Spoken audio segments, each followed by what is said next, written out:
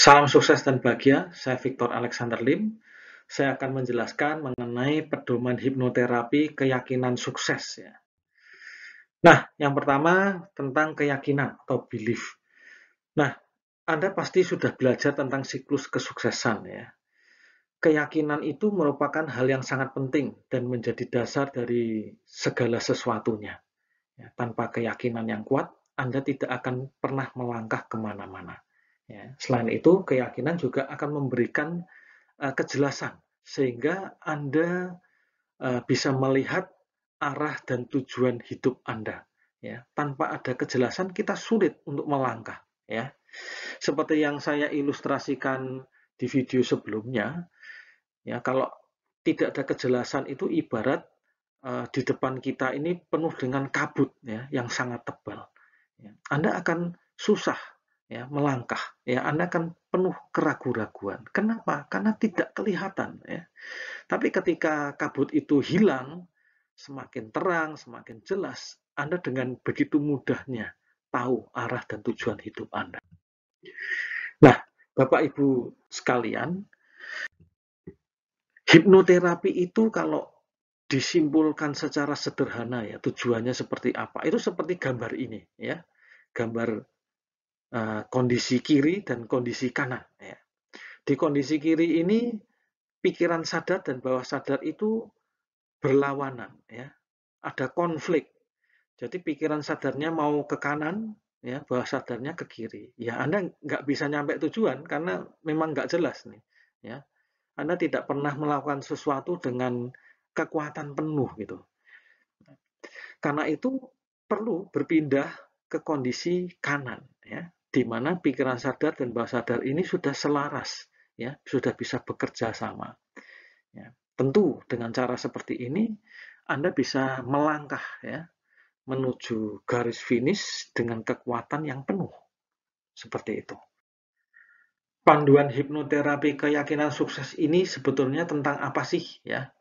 Sebetulnya sederhana ya. Ini terkait dua hal. Yang pertama penentuan visi dan tujuan hidup atau impian.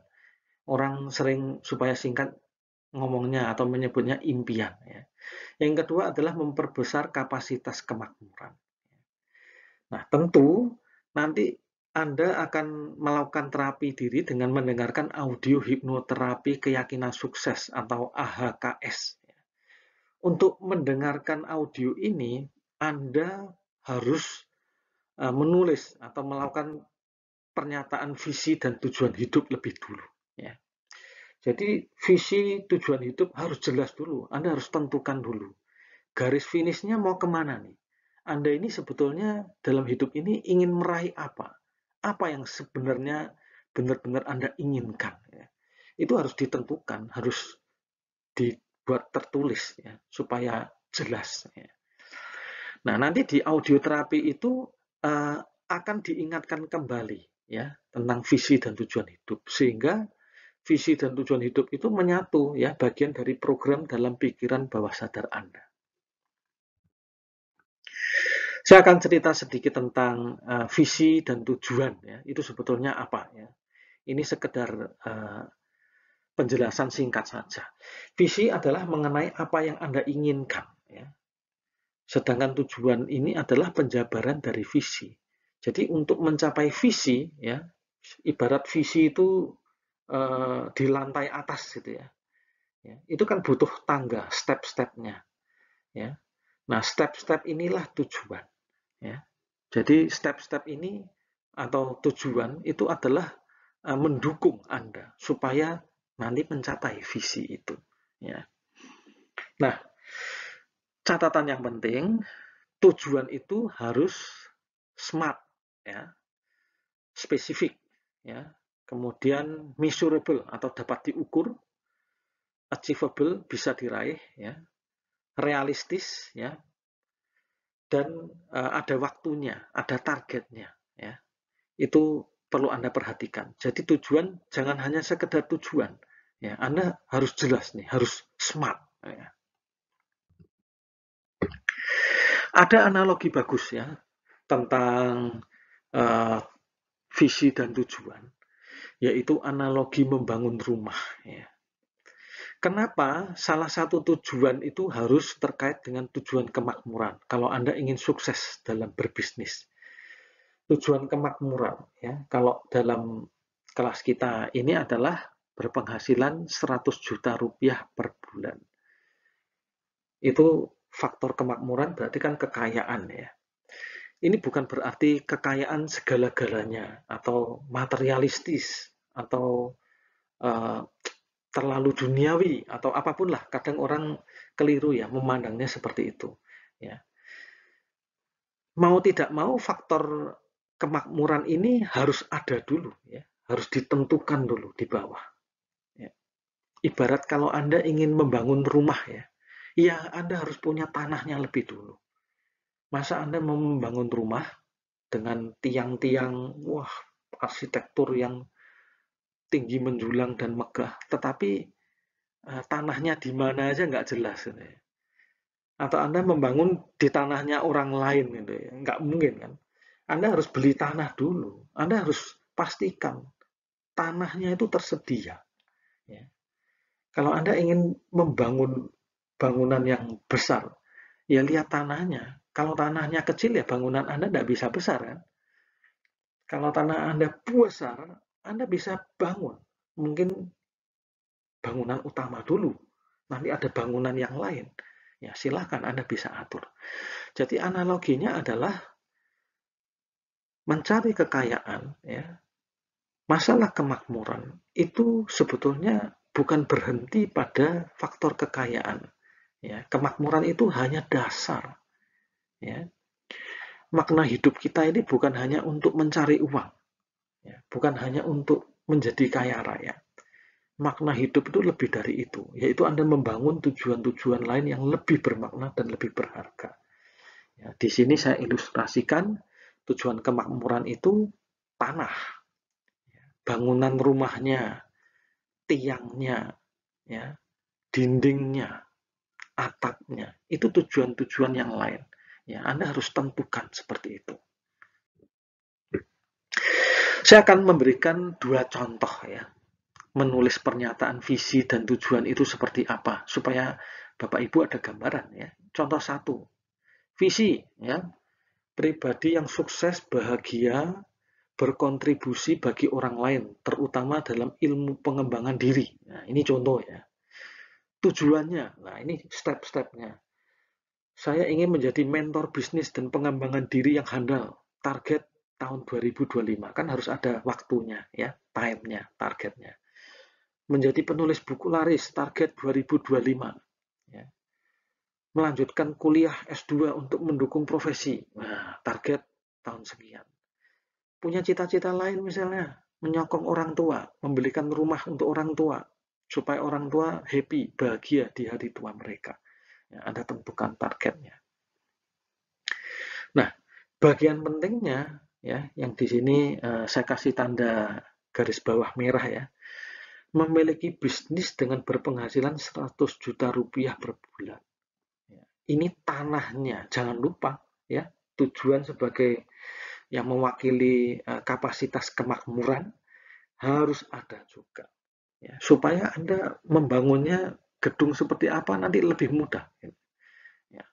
Nah, ini contoh 1. Contoh 2, ya. Visi, misalkan pribadi sukses, bahagia di dunia dan akhirat. Wah, ini keren juga ya. Pokoknya happy lah dunia dan akhirat. Tujuannya ya, memiliki investasi tanah dan properti tahun 2025. Karena yang bikin visi ini adalah orang yang religius ya, ingin menjadi donatur, membantu anak yatim. Nah, target tahun sekian.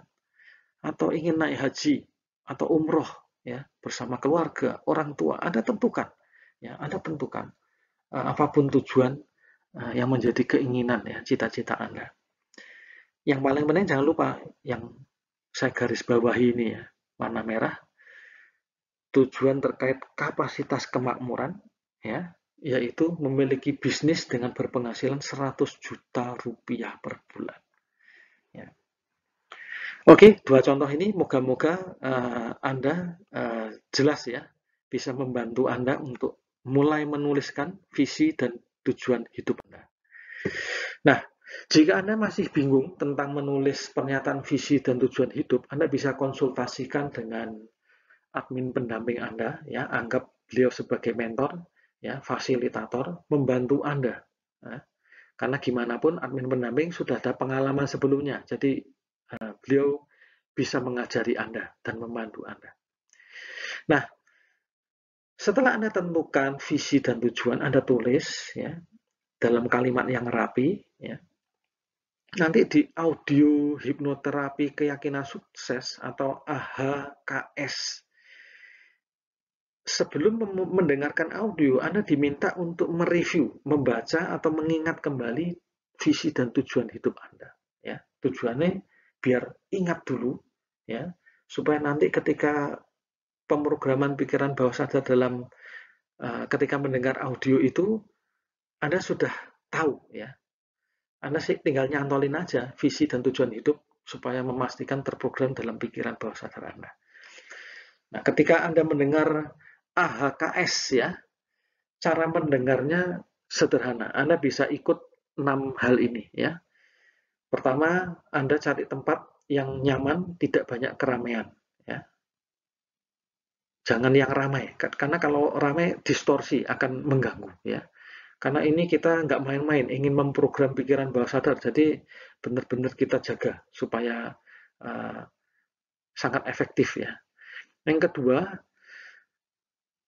Anda bisa mendengarkan dengan posisi mata terpejam lembut, ya, pakai earphone, ya. Ini tidak keharusan sebetulnya. Kalau tempatnya sunyi, ya, nyaman, tidak banyak gangguan, ya, nggak perlu earphone, nggak apa-apa, ya. Tapi kalau agak rame, ya, mungkin suasana rumahnya kecil, sedang ada aktif, Anda pakai earphone, ya, supaya tidak ada gangguan yang lain, ya. Yang ketiga, selama mendengarkan audio ini lebih baik posisi duduk, ya. Duduk di kursi atau bersila, jangan bersandar. Kalau bersandar nanti ada kecenderungan malas, ngantuk, ya. Kalau ngantuk nanti gelombang otaknya delta, sugesti-sugesti positif nggak bisa masuk, ya. Tujuan kita ini supaya gelombang otak alfa dan theta, jadi jangan sampai bablas ketiduran. Yang keempat, dalam mendengarkan audio, ya, Anda rileks, santai, dan pasrah, ya. Anda tidak perlu berkonsentrasi penuh seperti itu, ya, nggak perlu. Jadi Anda santai aja, seperti, ya, mengalir aja, seperti Anda nonton bioskop atau mendengar cerita, ya. Kadang kan berkeliaran, ya, lihat kanan kiri, ada proses berpikir gitu, ya. Tapi selama enjoy, relax, mengalir, it's okay, itu sudah bagus, ya. Karena ketika Anda relax, santai, pasrah, Anda sudah alfa itu sebetulnya, ya. Kemudian bagian yang penting, jangan berpikir bahwa kata-kata yang ada dalam audio itu tidak berguna, ya. Wah, ini cuma kata-kata. Oh, ini apa bisa sih Anda kritis tapi malah mempertanyakan hal-hal yang tidak perlu sebetulnya. Hipnoterapi itu sederhana kok, ya, memandu Anda untuk pasrah, rileks, dan yakin aja, biarkan sugesti-sugesti itu masuk, ya, biar pikiran bawah sadar Anda menerima. Ya, biarkan keajaiban pikiran bawah sadar ini akan terjadi dengan sendiri. Baik Bapak Ibu, itu panduan singkat, ya. Saya harap bisa membantu menemani Anda selama mendengarkan audio terapi. Sekian dan sukses untuk Anda.